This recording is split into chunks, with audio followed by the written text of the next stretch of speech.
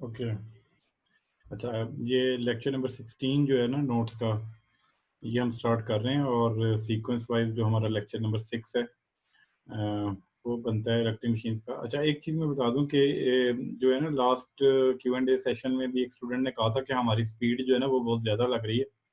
हम लोगों ने अभी चैप्टर 4 कंप्लीट किया है, तो मैं आप ये कर रहा हूँ कि इस लेक्चर में ना इस लेक्चर के पहले 4 पेजेस जो है ना इसमें लेक्चर में अभी रिकॉर्ड करूँगा।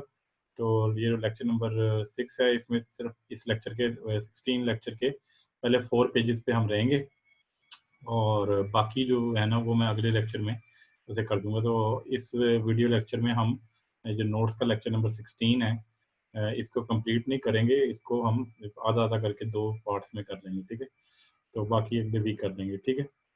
तो पहले मैं इसको स्क्रॉल करके आपको बता देता हूँ, इस लेक्चर में पहले 4 पेजेस को ही मैं स्क्रॉल करके बताता हूँ कि क्या पढ़ना है आज, फिर वापस आके पहले पेज पे मैं आपको बताता हूँ।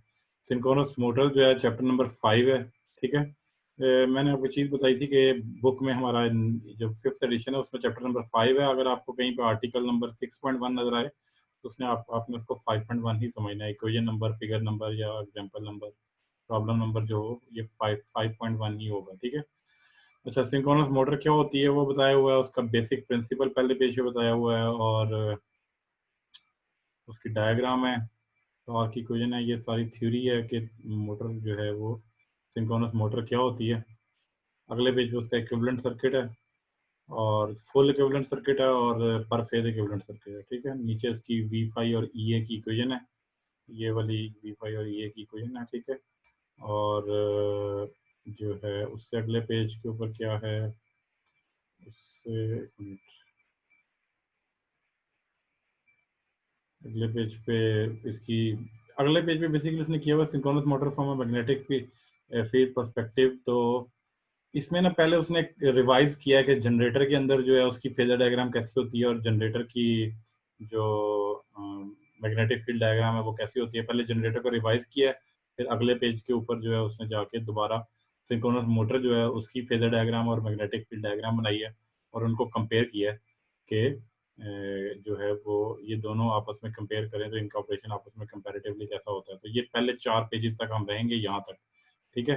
तो उससे अगले वाला जो है ना, ये जो आर्टिकल है 5.2 जो है, ये हम अगले लेक्चर में करेंगे, ठीक है। तो पहले 4 पेजेस तक रहेंगे आज हम। तो वापस आके हम स्टार्ट करते हैं चैप्टर 5, सिंक्रोनस मोटर्स। अच्छा, synchronous motors are synchronous machines that convert electrical power to mechanical power. तो सबसे पहला डिफरेंस जो जनरेटर और मोटर में है वो ये है कि जो मोटर्स हैं वो इलेक्ट्रिकल पावर को मैकेनिकल पावर में कन्वर्ट करती हैं। यानी सिंपली जो जनरेटर का प्रिंसिपल है उसमें तो आप प्राइम मूवर से मैकेनिकल स्पीड उसको पावर खुद देते हो जिससे वो इलेक्ट्रिकल पावर जनरेट करती हैं, जबकि मोटर में उससे रिवर्स होता है जिसमें इलेक्ट्रिकल पावर आप मोटर को खुद देते हो, उससे वो रोटेट होकर आपको मैकेनिकल पावर प्रोवाइड करती है। तो आर्टिकल 5.1 जो है basic principle of synchronous motor operation, ये हम स्टार्ट कर रहे हैं। मैं इसकी रीडिंग करता हूँ, पॉइंट वाइज आपको समझ आ जाएगी कि क्या है। A synchronous motor is similar to synchronous generator except that the direction of power flow and the direction of stator current is reversed. Basic सबसे पहला डिफरेंस ये है कि उसमें जो है पावर मैकेनिकल से इलेक्ट्रिकल में कन्वर्ट हो रही होती है, जबकि इसमें इलेक्ट्रिकल से मैकेनिकल में कन्वर्ट हो रही है। दूसरी बात यह है कि स्टेटर करंट की डायरेक्शन इससे रिवर्स है कि उसमें करंट जो है वो प्रोड्यूस हो रहा है जनरेटर में और करंट बाहर की तरफ जा रहा है, जबकि इसमें हम स्टेटर को खुद करंट दे रहे हैं तो करंट अंदर की तरफ जा रहा है, ठीक है। एक ये डिफरेंस हो गया। अब नीचे यहाँ से स्टार्ट होता है, यहाँ से स्टार्ट होता है कि मोटर का प्रिंसिपल क्या है, ठीक है। अच्छा, अब मैं इसके बाद स्क्रॉल करके नीचे देता हूँ। A three-phase set of voltages is applied to stator of the machine, which produces a three-phase current flow in the stator winding armature and hence produces a uniform rotating magnetic field in the stator. तो पहला step ये है कि आप motor की जो stator है उसको 3 फेज वोल्टेज देते हो जिससे 3 फेज करंट पैदा होता है और 3 फेज सप्लाई की वजह से जो मैग्नेटिक फील्ड पैदा होती है वो रोटेटिंग मैग्नेटिक फील्ड होती है, यूनिफॉर्म रोटेटिंग मैग्नेटिक फील्ड होती है। तो एक स्टेप ये हो गया कि स्टेटर को 3 फेज आपने वोल्टेज देना है जिससे uniform magnetic field rotating magnetic field create होगी। दूसरा स्टेप जो है ना वो ये है, a field current I F of the motor is produces a steady state magnetic field in the rotor. दूसरी बात ये है कि जो रोटर है उसको अलग एक डीसी सप्लाई देनी है जो फील्ड करंट आई एफ देगी, जिसकी वजह से रोटर के अंदर एक steady state constant magnetic field B R generate होगी। इसका मतलब ये हुआ कि जो सिंक्रोनस मोटर है उसके अंदर दो मैग्नेटिक फील्ड जो हैं, ये जो आगे लिखा हुआ है कि जो सिंक्रोनस मोटर है उसमें टू मैग्नेटिक फील्ड जो हैं वो प्रेजेंट होंगी, एक स्टेटर के अंदर और एक रोटर के अंदर। और स्टेटर की मैग्नेटिक फील्ड जो है वो रोटेटिंग होगी, जबकि रोटर की मैग्नेटिक फील्ड जो है वो स्टडी स्टेट या कांस्टेंट होगी। ठीक है, अब आगे क्या कह रहा है, आगे वो ये कह रहा है कि the rotor field will tend to line up with the stator field just like two bar magnets will try to line up if place near each other. वो कह रहे हैं कि जो रोटर की मैग्नेटिक फील्ड है वो स्टेटर की मैग्नेटिक फील्ड के साथ लाइन अप होने की कोशिश करेगी।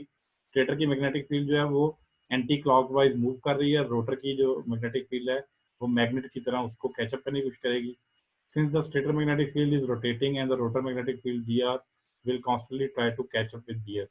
वही जो बात मैंने अभी की है कि स्टेटर की मैग्नेटिक फील्ड, ये ऊपर डायग्राम के अंदर हम देख सकते हैं कि ये जो है ना, ये बी आर जो है रोटर की मैग्नेटिक फील्ड है ये वाली, और ये जो इधर है ये स्टेटर की मैग्नेटिक फील्ड है, और ये एंटी क्लॉकवाइज मूव कर रही है। ठीक है, तो इसके रोटर के ऊपर से ये गुजरेगी और मूव करती रहेगी, और रोटर की मैग्नेटिक फील्ड जो है वो उसको स्टेटर की मैग्नेटिक फील्ड को कैचअप करने की कोशिश करेगी। ठीक है, जिस तरह हम दो बार मैग्नेट जो है वो एक दूसरे के नजदीक अट्रैक्ट होते हैं। ठीक है, अच्छा, the larger the angle between two magnetic field up to a certain max the greater the torque on the rotor of the machine. इन दोनों मैग्नेटिक फील्ड के दरमियान में जितना एंगल ज्यादा होगा उतना ही टॉर्क ज्यादा क्रिएट होगा। ये जो एंगल है ना, ये जो दो लाइनों के दरमियान में, एक मिनट, ये जो दो लाइनों के दरमियान में यहाँ पे जो एंगल बन रहा है, ये जितना एंगल ज्यादा होगा उतना जो है वो टॉर्क इंक्रीज होगा। टॉर्क की इक्वेशन ये लिखी हुई है, torque induce equal to K B R cross B S. ठीक है, अच्छा, और अच्छा आगे आ जाओ तो the basic principle of synchronous motor is that the rotor chases the rotating stator magnetic field around in a circle, never quite catching up with it।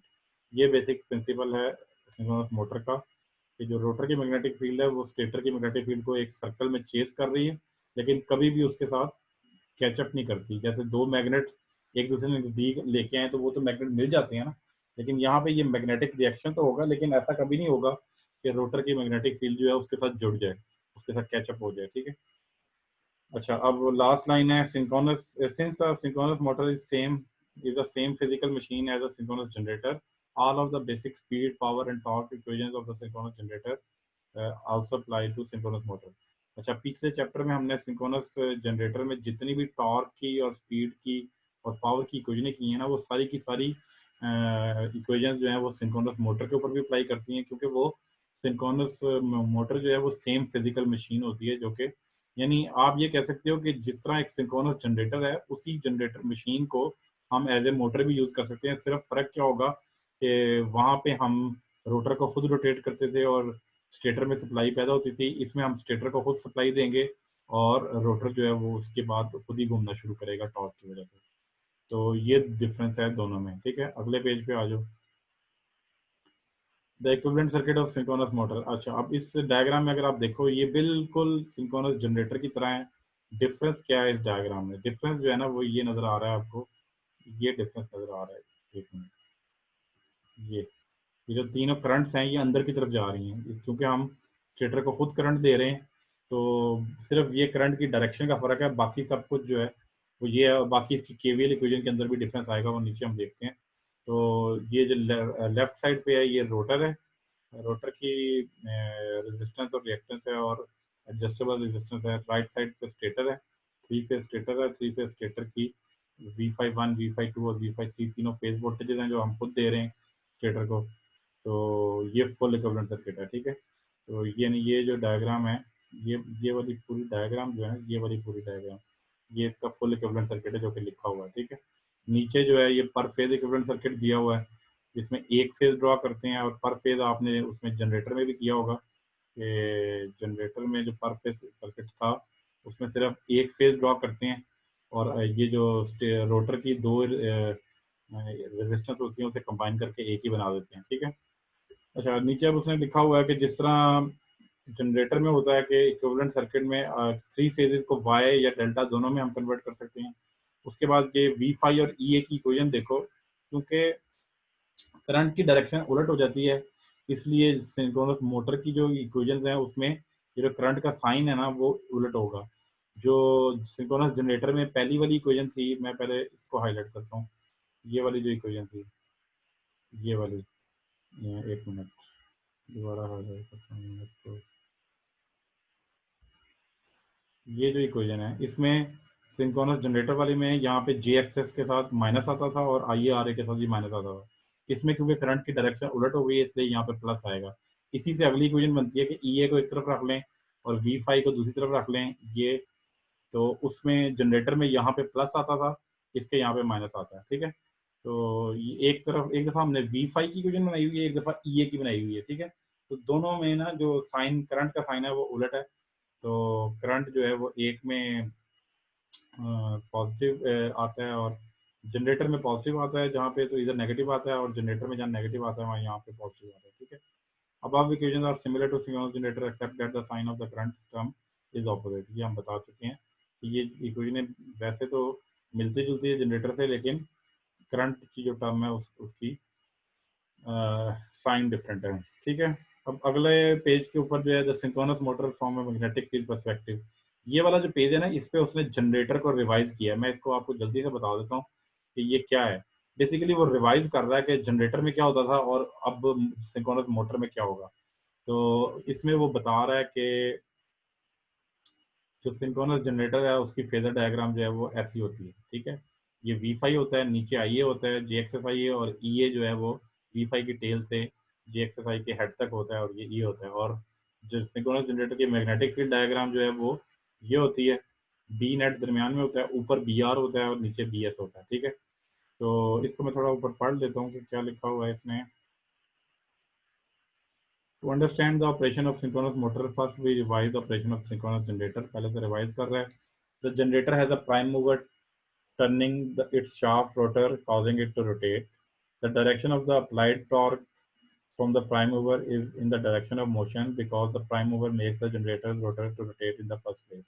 ठीक है, तो ये जनरेटर का उसने कंसेप्ट बताया हुआ है कि प्राइम मूवर से उसके रोटर को करते हैं और उसकी जो टॉर्क है वो डायरेक्शन ऑफ रोटेशन की डायरेक्शन में होता है।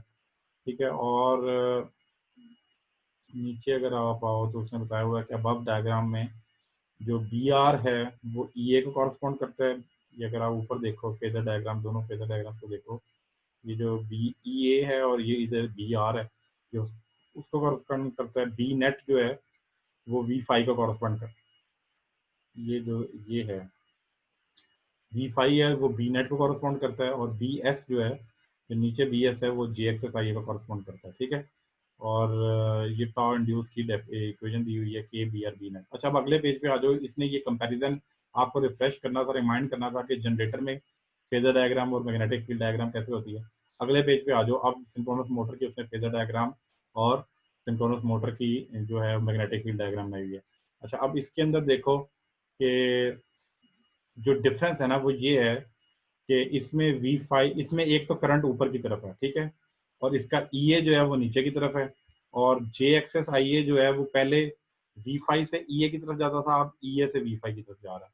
तो ये तीन केसेस जो है ये डिफरेंट है। और इसके मैग्नेटिक फील्ड डायग्राम देखो, इसमें बी एस ऊपर की तरफ है और बी आर नीचे की तरफ है, बी नेट दरमियान में है। अच्छा, मैं इसकी रीडिंग करता हूँ। In case of a synchronous motor there is no prime mover to rotate the rotor. ठीक है, मोटर के अंदर प्राइम मूवर जो है वो रोटर का रोटेट नहीं करता, क्योंकि मोटर ने खुद चलना होता है। यही तो काम है मोटर का कि मैकेनिकल पावर उसने देनी होती है, तो प्राइम मूवर से नहीं हम रोटर को घुमाते।